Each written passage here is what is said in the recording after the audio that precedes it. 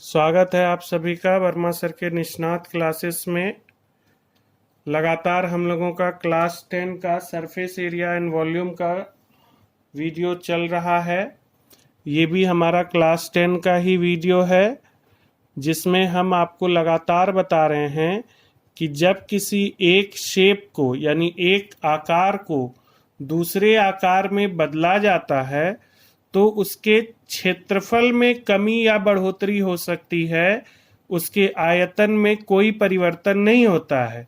इसी थ्योरी पर आधारित हमारा अगला सवाल है कि व्यास 12 सेंटीमीटर और 15 सेंटीमीटर ऊंचाई वाले एक लंब वृत्तीय बेलन, यहां देखिएगा, इसको लंबू ने पढ़ लीजिएगा, लंब वृत्तीय बेलन के आकार का बर्तन आइसक्रीम से पूरा भरा हुआ है। यानी कि ये जो बर्तन है जो हमारा बेलन के आकार का है, अभी आपके घर के चारों ओर कुल्फी बेचने वाले जो लोग आते हैं उनका भी जो है बर्तन बेलनाकार ही होता है, तो वो पूरा आइसक्रीम से, ये पूरा आइसक्रीम से भरा हुआ है। इसका व्यास आपको 12 सेंटीमीटर दिया हुआ है और ऊंचाई आपको 15 सेंटीमीटर दी गई है। इस आइसक्रीम को आपको एक सॉफ्टी में भरना है। सॉफ्टी शंकु के आकार का है, तो आप जो है इसको शंकु के आकार में जब आप इसको बदलिएगा तो आप खुद समझिए। पहले आपको आइसक्रीम को इस क्षेत्र में भरना है जिस पर हमारी पेंसिल चल रही है।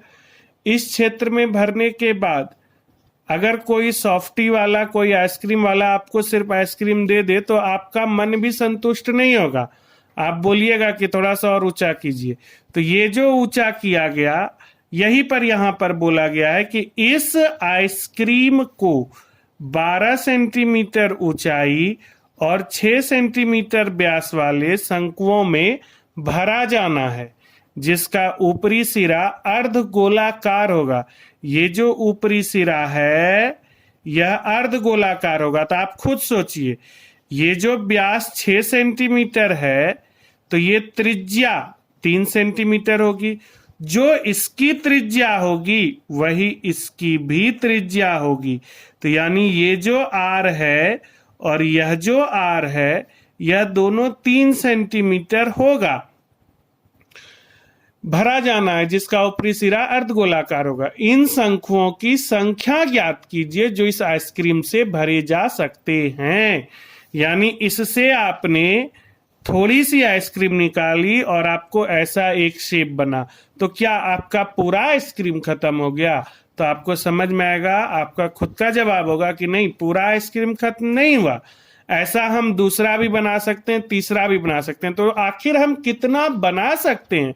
तो भैया, अगर मेरे पास इस पूरे बर्तन में 100 बाल्टी पानी है, फिर से सुनिएगा, अगर मेरे पास इस पूरे बर्तन में 100 बाल्टी पानी है और हम इससे एक बार में एक ही बाल्टी पानी निकाल सकते हैं, तो हमको इससे कितनी बार बाल्टी, इसमें कितनी बार बाल्टी डालनी होगी? तो आपका उत्तर होगा 100 बार। तभी तो यह खाली होगा, क्योंकि सर आप खुद बोल रहे हैं कि इसमें 100 बाल्टी पानी है। तो हम खुद बोल रहे हैं कि इस बेलन का अपना कुछ आयतन है। इसको चलिए इस तरह से रफ में हम आपको समझा दें। ये रफ है कि मान लीजिए कि इसमें 100 बाल्टी, 100 बकेट पानी है और आप एक बार में 2 बकेट पानी निकाल सकते हैं। तो आपको कितनी बार पानी निकालने के लिए कितनी बार बकेट डालना होगा? तो सर आप 100 बकेट पानी की बात करते हैं, 2 बकेट हम निकाल सकते हैं, तो 2 से भाग दे दीजिए। 50 बार हम एक पूरा डोगना डालेंगे इसमें और इससे सब पानी निकल जाएगी 50 बार में। यही काम हमने यहाँ किया है। बेलनाकार बर्तन का व्यास 12 सेंटीमीटर, त्रिज्या 6 सेंटीमीटर है और ऊंचाई 15 सेंटीमीटर है। चूंकि यहां भी ऊंचाई, यहां भी त्रिज्या है, यहां भी ऊंचाई, यहां भी त्रिज्या है, इसलिए आप बार बार हम आपको गौर करा रहे हैं कि आप ये गलती नहीं कीजिए कि यहां पर देखिए, हम एक बार अगर हम क्यों? ये जरूरी नहीं है कि इसी को बड़ी आर माने, हम इसको छोटी आर भी मान सकते हैं, लेकिन अगर आप इसे बड़ी आर माने तो दूसरे को छोटी आर मानिए। और नहीं, अगर आपको बड़ी आर से बहुत ज्यादा प्रेम है तो आप इसको बड़ी आर मानिए, तो इसको बड़ी आर डैश मानिए, क्योंकि अगर दो जगह आप बड़ी आर एक जैसा लिखिएगा, इसका मतलब हुआ कि आप दोनों जगह समान त्रिज्या की बात कर रहे हैं। लेकिन आप भी देख सकते हैं कि यहां एक बार त्रिज्या 6 सेंटीमीटर है, यहां एक बार त्रिज्या 3 सेंटीमीटर है, दोनों का संख्यात्मक मान अलग अलग है, इसलिए ये बड़ी आर है तो हमने यहां छोटी आर माना है अपनी सुविधा के लिए। और आप जानिए कि जो शंकु की त्रिज्या होगी वही अर्धगोले की त्रिज्या होगी, इसलिए हमने लिखा है कि अर्धगोले की त्रिज्या भी 3 सेंटीमीटर, शंकु की त्रिज्या भी 3 सेंटीमीटर, और ये छोटी आर है तो ये भी छोटी आर ही होगा, क्योंकि यह दोनों संख्यात्मक रूप से बराबर है। ऊंचाई 12 सेंटीमीटर। अब जो गणित हमने यहाँ अपने बचपन में सीखा था उसी गणित को हमने यहाँ लगाया कि सर हम कै बार बाल्टी निकालेंगे, कै बार में निकलेगा, तो शंकुओं की भी संख्या क्या होगी, तो जो इसका आयतन होगा उसमें इसके आयतन से भाग दे देंगे। तो बेलनाकार बर्तन का आयतन पाई आर स्क्वायर एच है, बटे शंकु में आइसक्रीम का आयतन कितना, ये फिर समझिए, इस शंकु में आइसक्रीम का आयतन कितना होगा? क्या इतने भर जितना दूर तक हमारी पेंसिल चल रही है इतने भर, या ये भी अर्धगोला भी इसमें शामिल होगा? तो आप सब होशियार लोग बोलिएगा कि इसमें अर्धगोला भी शामिल होगा। तो इसलिए हमने यहाँ शंकु के आयतन में 1/3 पाई आर स्क्वायर एच में 2/3 पाई आर क्यूब को जोड़ा है, चूंकि ये पूरा चीज हमारे एक आइसक्रीम में आता है। तो फिर हमने यहाँ पर, अब ये हमारा अपना गणित है कि हम यहाँ से पाई पाई कॉमन ले लिए, यहाँ भी छोटी आर थी, यहाँ भी छोटी आर थी, आर स्क्वायर कॉमन ले लिए, और यहाँ 1/3 तो यहाँ भी 1/3 हमने कॉमन ले लिया। ये हमारा h यहाँ बच गया, यहाँ से 1/3 पाई निकल चुका था तो 2 बचा रह गया, आर स्क्वायर निकल चुका था तो आर क्यूब था तो आर बचा रहा, पाई पाई कट गया, ये 3 ऊपर चला गया, गुना बड़ी आर का स्क्वायर यानी 6 गुना 6 गुना बड़ी एच यानी 15/3 गुना 3। इस तरह करते हुए हमने इसे गुना भाग करके 10 तक पहुंचाया, और हमने जाना कि हमारे जो शंकु हैं ऐसे ऐसे इस आइसक्रीम वाले बर्तन से ऐसे ऐसे 10 शंकु बन सकते हैं। ये आपके बिहार बोर्ड के लिए, अगर बिहार सरकार परीक्षा लेती है तो बहुत इंपॉर्टेंट सवाल है। इसमें कभी ऐसा हो सकता है कि आपको बोले कि हम यह कोण नहीं बना रहे हैं, हमको ऐसा एक अर्ध गोलाकार कटोरा भरना है, तो अर्ध गोलाकार कटोरे की संख्या क्या होगी? तो सर हम यहाँ शंकु ने लग के सिर्फ 2/3 पाई आर क्यूब से भाग देकर जो हमारा संख्या निकलेगा उसको हम जान जाएंगे। ठीक है, इतना सा आप घर में प्रैक्टिस कीजिए। हम लोग अगले सवाल में मिलते हैं। आइए हम लोग अपना अगला सवाल चलते हैं। देखिए ये भी बहुत इंटरेस्टिंग सवाल है। इसमें बता दिया गया है कि हमको एक घनाभ बनाना है जिसकी वीमा मतलब हुई लंबाई चौड़ाई मोटाई 5.5 सेंटीमीटर गुना 10 सेंटीमीटर गुना 3.5 सेंटीमीटर वाला एक घनाभ बनाना है। एक ही घनाभ बनाना है, बहुत सारे घनाभ नहीं बनाने। तो किससे बनाना है भाई? तो एक ऐसे सिक्के से बनाना है जो 1.75 सेंटीमीटर व्यास का हो और 2 मिलीमीटर मोटाई का हो। तो अगर आप एक सिक्के पे गौर कीजिए तो सिक्का आपको कुछ इस तरह से लगेगा कि एक वृत्त है, ये एक वृत्त है, लेकिन जब आप इसके इस टुकड़े को देखिए, इस हिस्से को आकर देखिएगा तो आपको इसकी मोटाई का एहसास होगा और आपको पता चलेगा कि यह सिक्का कहीं ना कहीं एक बेलन की तरह है। तो सिक्के का आयतन वही होता है जो बेलन का आयतन हो। तो सिक्के की मोटाई 2 मिलीमीटर, सारा चीज सेंटीमीटर में है। 9th क्लास याद कीजिए, 9th क्लास में आपको बार बार एक गाना सुनाया गया था वर्मा सर के द्वारा, milli centi decimetre deca hecto kilometre. और यहीं पर आपको बहुत सब चीज सिखाया गया था, मिली, सेंटी, देसी, कद्दू, डेका, हेक्टो, किलो, कद्दू, कुछ भी हो, मिलीमीटर से आपको सेंटीमीटर पे जाना है। क्योंकि सब चीज सेंटीमीटर में है तो सबसे पहले सबको एक जात बनाइए, या तो सबको मिलीमीटर में बदलिए या मिलीमीटर को सेंटीमीटर में बदलिए। तो सेंटीमीटर में बदलने के लिए 10 से भाग देना पड़ता है, क्योंकि आपका गाना है मिली, सेंटी, देसी, कुछ कुछ होता है, डेका, हेक्टो, किलो, कुछ कुछ होता है। आज आपको मिली से सेंटी पे उतरना है, नीचे आना है, नीचे, और एक सीढ़ी नीचे आना है, इसलिए एक सुन्ना नीचे में दीजिए। यही है हम लोगों का मंत्र, इस पूरे इंस्टीट्यूट का यही मंत्र है कि एक सीढ़ी नीचे उतरे तो एक वो सुन्ना से भाग दीजिए, तो 0.2 सेंटीमीटर हुआ। ये आपका सिक्का है, ये आपका घनाभ है।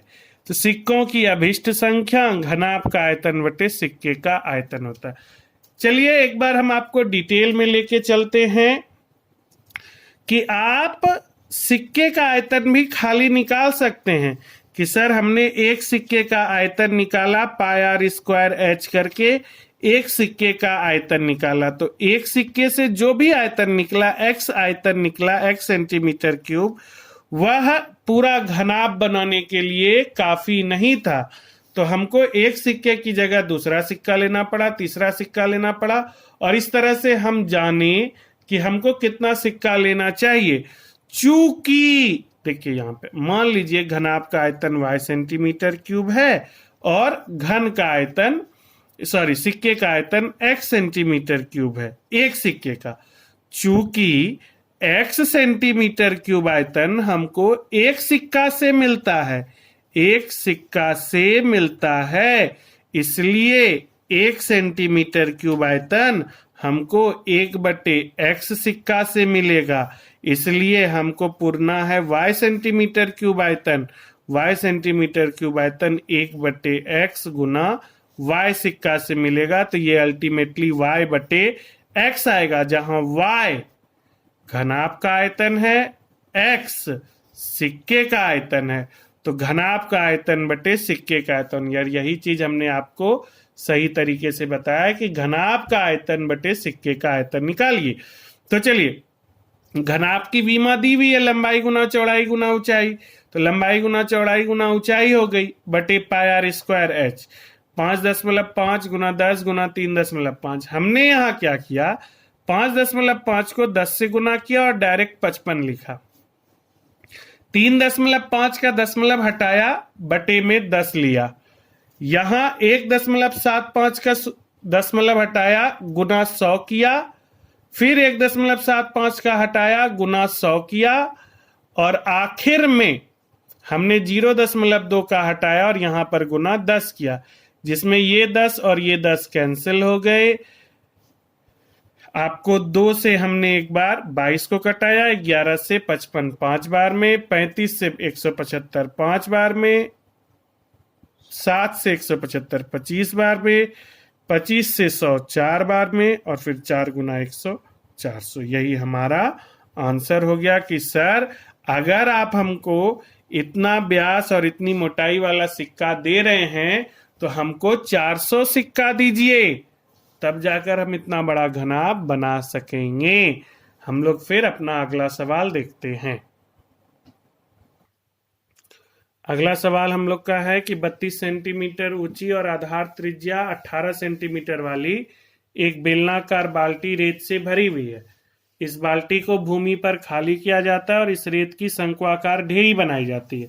तो भैया मोरे राजकुमार, आप शंक्वाकार ढेरी बनाइए, चाहे आप अर्धगोलाकार ढेरी बनाइए, चाहे आप कुआं में डाल दीजिए। जब आप बेलनाकार बर्तन से निकाल रहे हैं तो जो बेलनाकार बर्तन का आयतन होगा वो अगले शेप का आयतन दोनों बराबर होगा। तो बाल्टी की ऊंचाई 32 सेंटीमीटर दी हुई है, त्रिज्या 18 सेंटीमीटर दी हुई है, और इस शंक्वाकार ढेरी की ऊंचाई 24 सेंटीमीटर दी हुई है। चूंकि बाल्टी खाली करके हम शंक्वाकार ढेरी बनाए हैं, इसलिए जो बाल्टी का आयतन होगा वह शंक्वाकार ढेरी के आयतन के बराबर होगा, यानी पाई बड़ी आर स्क्वायर एच बराबर 1/3 पाई आर स्क्वायर एच होगा।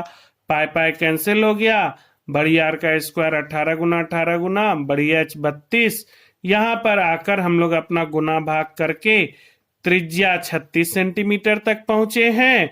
और आप जानते हैं कि किसी शंक्वाकार व ढेरी हो, खोखला हो, ठोस हो, धातु हो, कुछ हो, अगर वह लंब वृत्तीय शंकु है तो जो उसकी ऊंचाई होगी और जो उसकी त्रिज्या होगी, दोनों के वर्गों का योग उसकी तिर्यक ऊंचाई के वर्ग के बराबर होगी।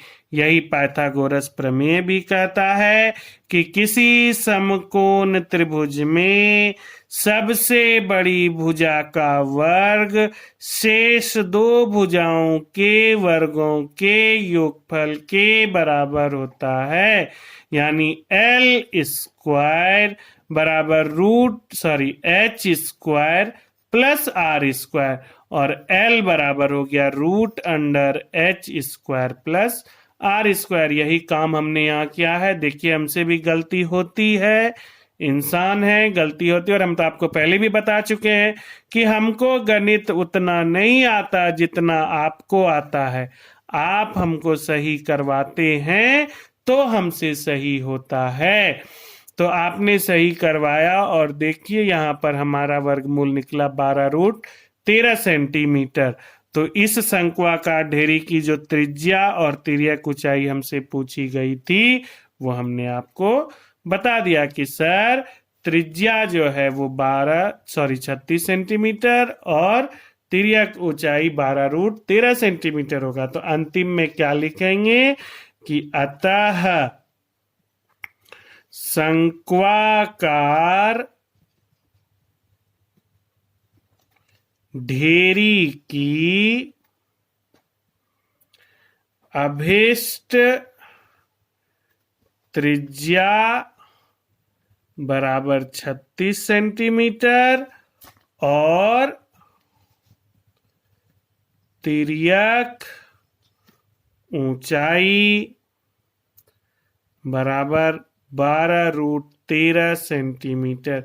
ये लाइन हर एक सवाल के लास्ट में लिख दीजिएगा।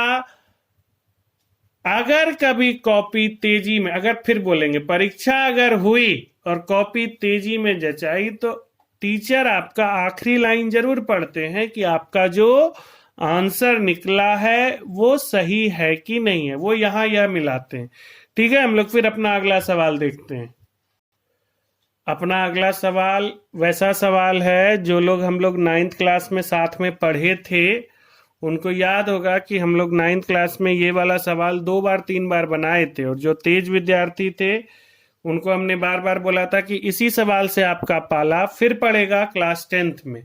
चलिए वही सवाल है, देखिए 6 मीटर चौड़ी और 1.5 मीटर गहरी एक नदी है। नदी को आप इस तरह से देख सकते हैं भाई साहब, देखिए यहाँ ये इस तरह से ये चौड़ी है नदी। जब आप इस नदी की चौड़ाई नापे तो 6 मीटर है, और जब आपने इसकी गहराई देखी, इस तरह से गहराई देखी, इसमें पानी बहते हुए देखा, तो आप यहां से यहां तक लंबाई नाप लीजिए, चौड़ाई नाप लीजिए, गहराई नाप लीजिए, आपको आपके नदी का आयतन पता चल जाएगा। तो चौड़ाई और गहराई तो दिया गया है लेकिन लंबाई नहीं दिया गया है।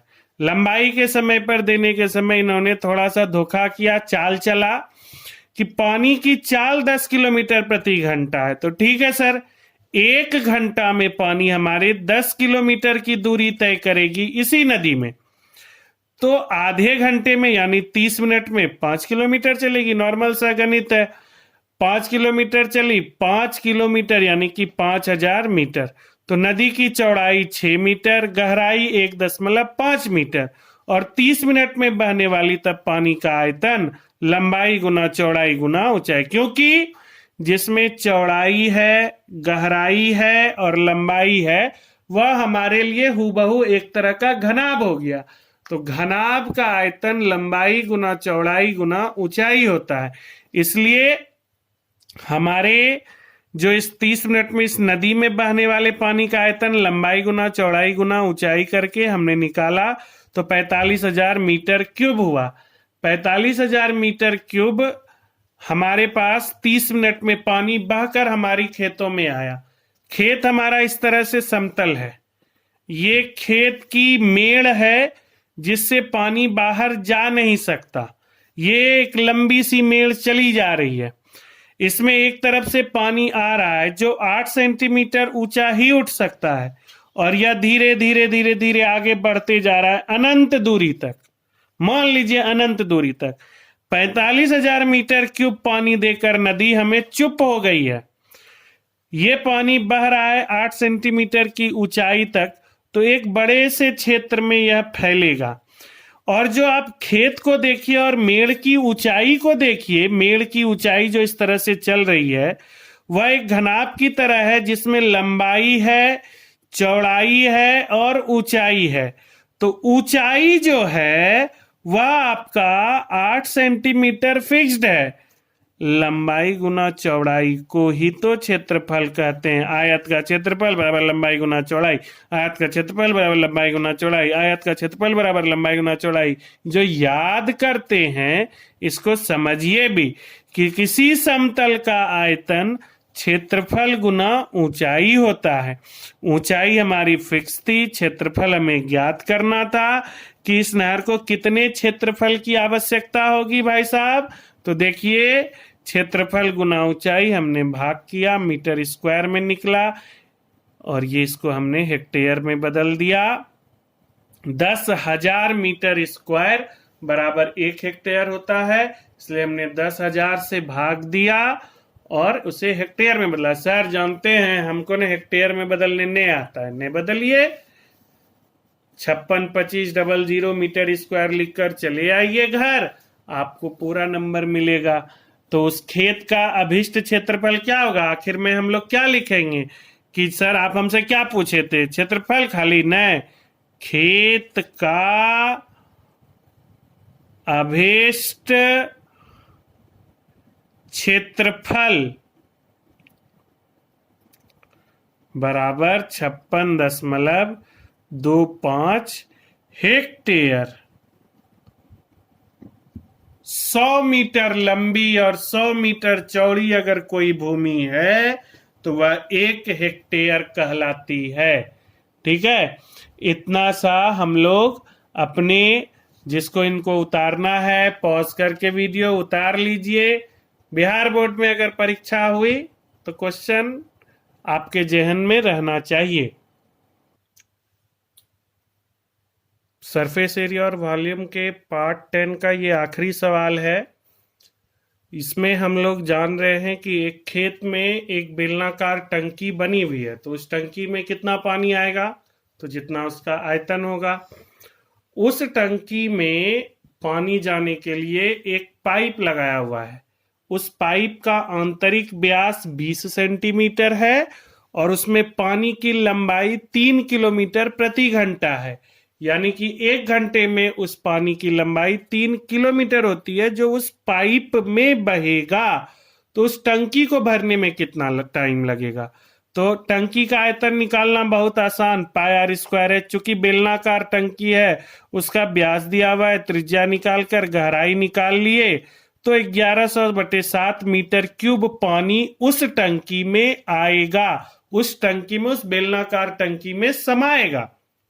अब देखिए, जो हमारा एक छोटा सा पाइप, पतला सा पाइप लगा हुआ है जिसका व्यास, आंतरिक व्यास 20 सेंटीमीटर, आंतरिक व्यास यहां देने का मतलब हुआ कि पाइप बाहर से कितना मोटा है उससे फर्क नहीं पड़ता, पानी तो अंदर से बहेगा, तो जो उसके व्यास के बराबर होगी लंबाई, जो उसका व्यास होगा उसी व्यास में बहेगा जो आंतरिक व्यास होगा। तो इस आंतरिक व्यास की त्रिज्या, आंतरिक त्रिज्या निकालिए तो 10 सेंटीमीटर निकलेगी। चूंकि आपका टंकी मीटर में है इसलिए हमने इसे भी मीटर में बदला, 0.1 मीटर किया।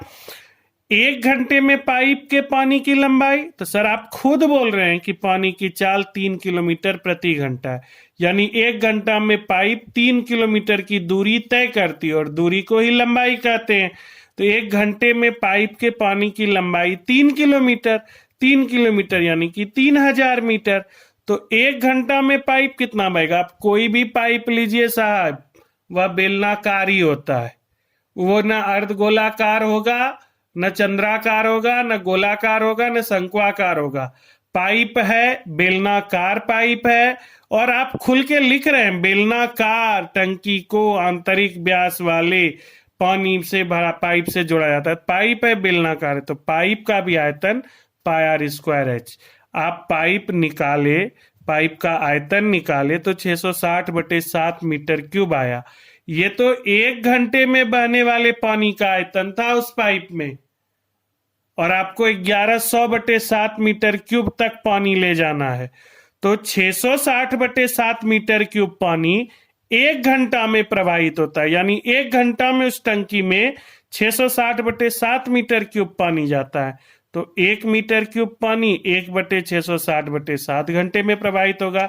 इसलिए पाइप को 1100/7 मीटर क्यूब पानी प्रवाहित करने में इतना घंटा समय लगेगा। हमने इसे गुना भाग किया, 10/6 घंटे में पहुंचे, जिसको हमने बदला 1.2/3 घंटा हुआ। ऐसा क्वेश्चन कभी कभी पूछ सकता है कि जो टंकी है वह घनाभाकार है, तो ठीक है, टंकी का आयतन घनाभ के आयतन के बराबर निकाल लीजिएगा। यहां पर हम H लिखे हैं, देखिए H मतलब आवर हुआ। अगर आपको नए पोसाय पड़ता है तो आप इस जगह पर घंटा लिख सकते हैं। इस तरह से सरफेस एरिया एंड वॉल्यूम का एक बड़ा सा सेक्शन हम लोगों का खत्म होता है। आगे जो है हम लोग सरफेस एरिया एंड वॉल्यूम में ही एक दूसरा, ये सब तो क्लास 9th में भी पढ़े थे हम लोग, क्लास 10th में जो बिल्कुल नया अपने सामने आएगा वह है छिन्नक।